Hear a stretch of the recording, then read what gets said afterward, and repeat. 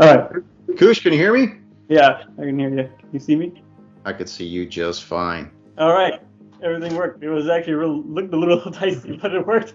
Our technical difficulties have been averted by unplugging and plugging the camera back in. Yeah. Have you tried turning it off and on again? Greetings, fellow slingers. Welcome back to Roll the Hard 20 podcast. It is I, once again, your trusted Dungeon Master, Brian, taking the reins away from Koosh. Give them to me, thank you, please. You did a wonderful job. I don't want them. You don't want them. Koosh, we're here to talk about the recap and wrap up of The Sinister Secret of Saltmarsh. Yeah, I was excited to run that. I remember seeing it and I was like, all right, this is it. I think we were talking for a while about running another thing on the side, and I finally found one I liked. And we ended up doing that. You know what? Move your camera up a little bit because it's cutting off the top of your head. Oh no! How's that? How's that? That's better. Okay, sweet. Just squinch down. Don't move the camera. The camera's too temperamental. Don't touch the camera again. I did both just in case. Now we had decided like quite early on that once we started running one AP that we were eventually going to run another AP.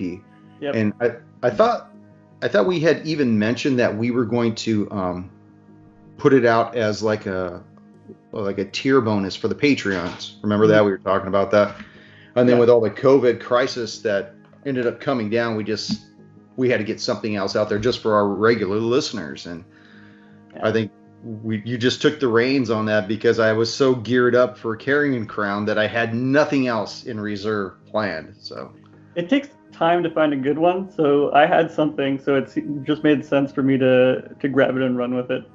Now, were you going to run that for your other group at home? I mostly run homebrew at home. So what I normally do is I get something really, really short, so even shorter than the Ghost of Saltmarsh stuff we did. And I use it like a jumping off point. So I'll find something that's like 1 to 2 sessions long, and I'll be like, all right, this is how you guys meet up and know each other. That way it's not always just a tavern. That's what I normally do. Yeah, I mean, you had it pretty much planned with the adventure already underway. Like myself and Nick and Junior were already buddied up after taking this thing on. Yeah. Which is kind of cool. It cuts down a lot of the fat, you know. I did that only because we were a podcast. Because I kind of like the intro stuff where it's like no one really understands each other. But I was like, we're a podcast. We could cut that fat a little bit, and then we'll just jump in. Yeah, and I really don't edit much of these videos, so I got to make sure that Eric, who's probably the most notorious for getting up to use the toilet more than anybody else at the table, knows that when we sit down to record our next session that he's got to stay on camera. He should probably bring like a Folgers can or something. And you should just put it in a bottle. Or maybe just like put a toilet seat with a bucket on it and wheels, you know, so he can just roll around. Just record. Why do that? Just record in the bathroom. Yeah, just take his camera with him. But now, what made you decide on The Sinister Secret of Saltmarsh rather than, because I mean that book is, well, first of all, why that particular book? Because there's all kinds of other adventure paths and stuff. Tales from the Yawning Portal. I normally, so whenever one of those books is put out, I normally kind of just go through them and see what I can like dig out of them. So for this one in particular, I really like the bones of the first adventure, which has like 2 parts. So one of the reasons that I actually really like this one and kind of suggested we went with this is we weren't 100% sure how long lockdown would be, but it had 2 distinct parts. I estimated it would be like 5 sessions, and if we decided to go on to the second part, it would be like 10 sessions. So that was a really big part of it. And that's what happened. I think we talked about this, what was it, 130 days ago when the quarantine began, is we had 2 Carrion Crowns in reserve. And I was slowly putting them out there. I'm like, oh no, we're running out. What are we going to do? Because we have nothing else. And then we did the recap of the first book, hoping that all this stuff would be lifted, and it just didn't. So then you started it on yours, and we were thinking, well, by the end of 5, maybe they'll lift it up because it will be 5 weeks. Yeah. And I think we ended up going to the 9th week, and they lifted it. Yeah. And then we started meeting back at the table again. and then we recorded, I think, was it like 6 episodes of Carrion Crown, I think, because we're on 39 right now. Yeah, we just finished 39. Yeah. And I think so we did 9. Wow, that's pretty long, actually.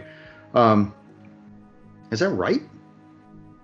Well, I don't know if no, I don't think that's right. Well, we recorded, I think we recorded some after we had already come back. Okay. I'm not sure how many we recorded. I think we were on 39 or something. Stupid of me not to know, and then they shut us down again. And so then I released your session 9 because I was holding on to it in case something happened. And then we just started finishing it off. So we actually did get the 10 episodes, which session 10 is actually so long that it got cut into 2 parts, which I thought was pretty good because while we were all playing, I was watching the timer of when you broke us from a particular point. And I was like, that's perfect. In fact, part 1 is 1 minute, 1 second, and 23, 1 minute, 1 hour, 1 minute, and 23 seconds. Part 2 is 1 hour, 1 minute, and 44 seconds. Yeah. So they're only like 21-second difference between the two. The reason it worked out like that is because I estimated it was basically going to be 2 sessions, but I really wanted to finish on session 10, like nice, perfect, even session 10. I didn't want to go to session 11. And just so everybody knows, Junior and I love to get our pregame on, and I think so does Nick. And you said you'd be on at 7. You got on at like 7:50. We were already on our 3rd voodoo by then. Yeah. Because Junior was downstairs. That went long. Junior was in my house downstairs, so he had access to all the beer in the rage room. So, and it's been sitting there because nobody's coming over. So we were pretty. Someone got use out of it then. Yeah. But I know that I had a really good time playing that. In fact, I don't really care about the spoiler aspect of it at this point because this will be aired after part 2 gets aired. Yeah, I'm not worried. So everybody should know, your boy Ellis the Starter Carter got turned to stone. He is demised. I halfway got to killing a PC. In a month's time, you will be permanently turned to stone if they can't do anything. So I'm feeling good about that. I have zero faith in their ability or their desire to want to cure me. So, the only reason why they would want to is because I'm holding a portion of the gold that we all split. Yeah, that's true. Well, yeah, if the cost of turning you back is more than 333 gold pieces, you might be out of luck. Yeah, they might just try to chisel it off my bones. How much was back? We're actually preparing for the second quarantine AP that we'll be running, and it will be out of the Tales from the Yawning Portal, the Hidden Shrine of Tomoakan. That is what I will be running for you and Junior and Nick, and we will have Eric on board this time. In fact, I just messaged him a little while ago, asked him if he got his thing all set up, and he said that he wanted to call me later on to test his camera and mic and connection and everything. So nice. It'd be good to have him in here too. Yeah, it's gonna be great. I can't wait, to have him be part of that again. So he's gonna have to bring his own beer this time though, because he'll be at home.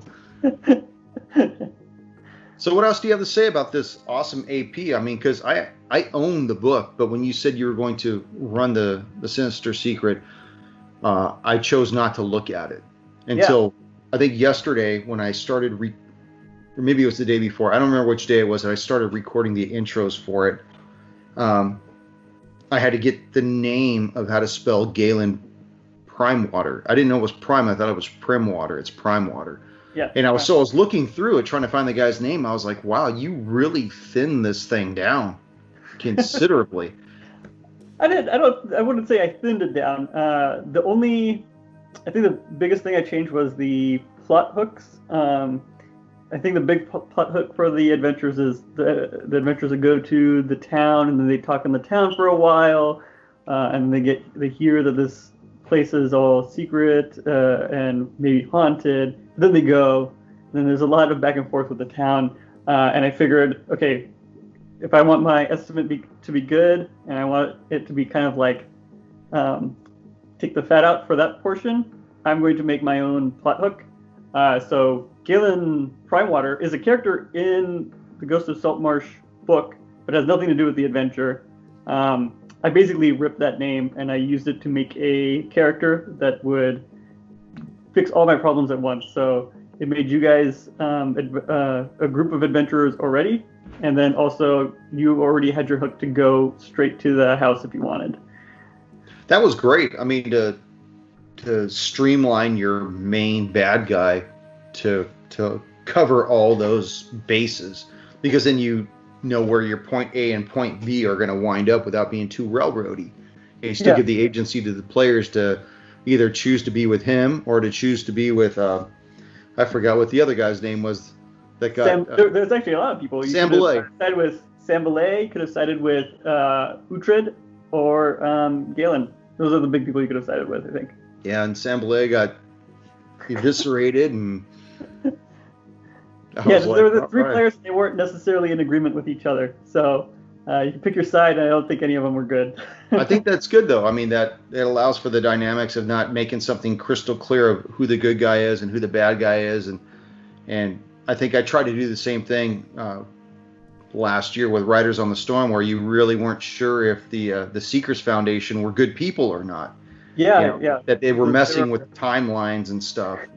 There were plenty of times when we were like, should we be siding with these guys, or should we be changing our mind now?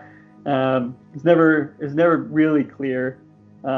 More so when we had there was one guy that came from the Seekers, and he was basically like just abandoned back in the past, which is where we went. We're like, Archer. Yeah, Archer. Like, are these the good guys? Like, this guy's just abandoned here. We might be screwed. They kept sending waves. Yeah, to see if they that's not something the good problem. Guys do. Every time they wait, nothing happened. Send the next wave. Send the next wave. Someone came back. Send more men. And homebrew is always easier to write for, but I think we discussed it. We just don't generate enough listeners for homebrew. But for all you listeners, if you want an entertaining tale, please return to Riders on the Storm. And if you could get past the first couple of episodes where the audio was a little more rough and there was a lot more fidgeting about, I think about episode 5, it really kicks into high gear. So yeah. Which is, I think, when they get to the Island of the Damned. Sorry, going back to things that I changed from the books. I think I didn't change too much. I think the bones are really good. I actually made, I think, in a lot of places, combat easier, which is it was balanced for 4 people. You guys came in with 3, so I think there was a good chance you could have died in a lot of places, more so than already. But I think one of the big examples of that is the Alchemist with the skeletons. Originally, it's like you fight all 4 skeletons at once, and then a couple turns through, the Alchemist comes in because you're making noise. I split it into 2 that lure you in, and then 2 that show up to keep your escape, and then the Alchemist comes in. So I think that one was very, very close, but I think you're basically 1 turn away from determining if it was like a TPK or you guys won. I thought that one of the closest ones was the when we were fighting the lizard men on the boat. That was very, very close. One of the lucky things that happened there is, so for the listeners, I'm very aware of Nick's character's tendency to go down. So very early on, I built in that if he went down 3 times, and I knew that the adventure was going to be pretty dangerous for him, that if he went down 3 times, his patron would intervene and strike a deal. And so luckily, but that wasn't even during that patron. one. Asmodeus isn't his patron. Asmodeus is, according to Nick, Asmodeus is his patron. Oh, it was? I didn't know that. He never really told me anything about his backstory, so I was unaware that was the case. Yeah. Of course, so, my character would have no reason to know his backstory, though. So. That's true.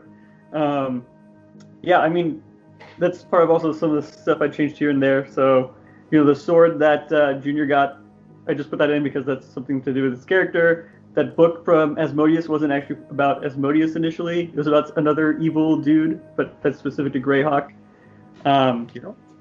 But I should keep listen to relevant. see whether or not we have an echo.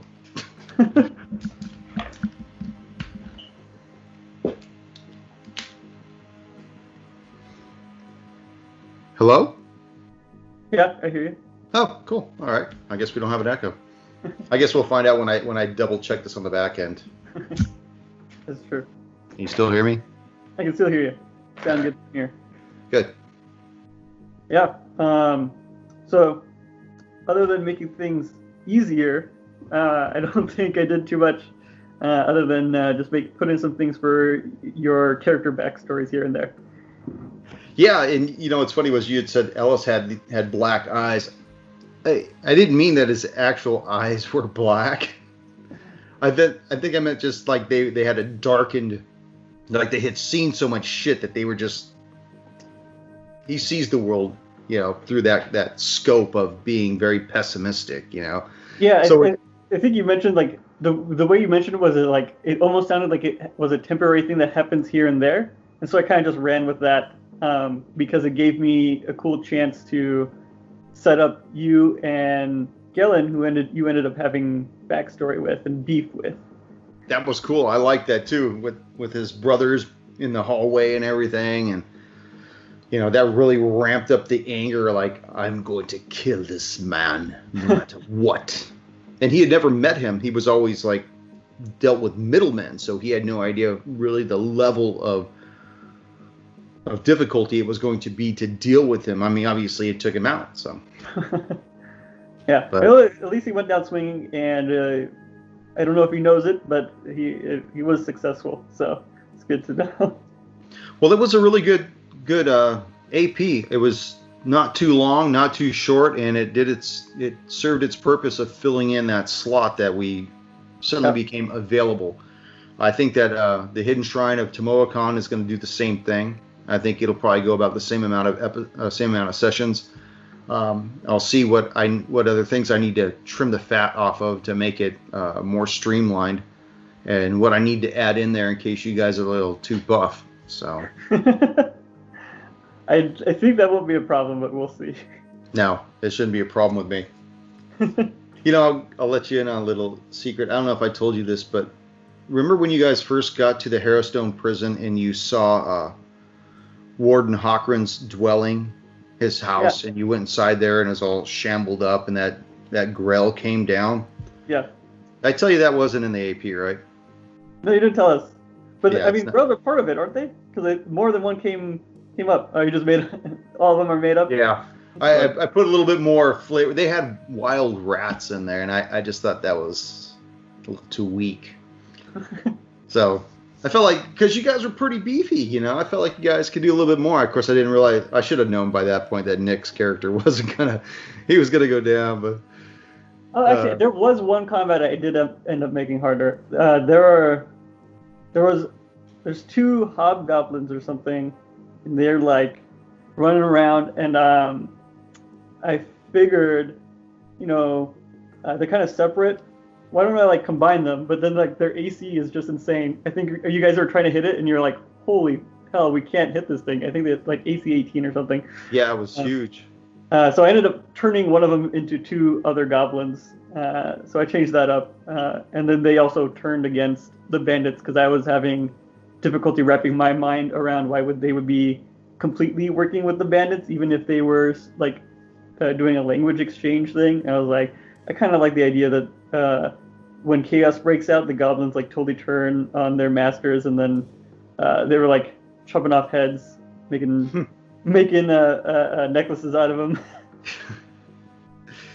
You like adding that little element of, if you just hold back from the fight long enough, they'll do it themselves, Then eventually you just kind of, we'll have to get together sometime and actually talk about like our DM stuff, what we do behind the screen, like how we modify encounters on the fly, whether if we increase the difficulty or start peeling it back a little bit, how we determine whether or not things should go on a little bit more, or how to add certain elements that seem logistically plausible, like adding more adversaries as the battle's engaged and the heroes are really kicking some quick ass, and you're looking at the time and you're thinking, well, I need to extend this out a little more. You don't want to just keep adding hit points to something. You want to make it more lethal in a sense, but not too lethal. You want to make it more lethal. You also want to make it a little bit more dynamic, right? It's way cooler when reinforcements come as opposed to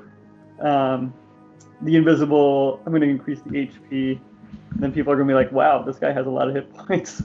Yeah, and you sometimes you'll increase the number of attacks they may have per round, or you'll change their damage dice, things like that. So sometimes what you can do is like increase barbs to not only do piercing but do slight poison damage, or grapple and then restrain, things like that. I like that kind of shit, Yeah, stuff's cool. Well, shit, man. I don't know if you have anything else. This could have been a rolling for 20 episode because we're literally at 21 minutes. Man, we haven't done one of those in a while. I know. Technically we just did, so. Yep, we technically just did. So this would be we'll post-title this as a rolling for 20, behind the scenes of Sinister Secret of Saltmarsh, where we digress and work our way from his session, his AP, all the way back around to his AP again. Good job, Koosh. Thanks, man. Looking forward to Finish Shrine. We're going to do that.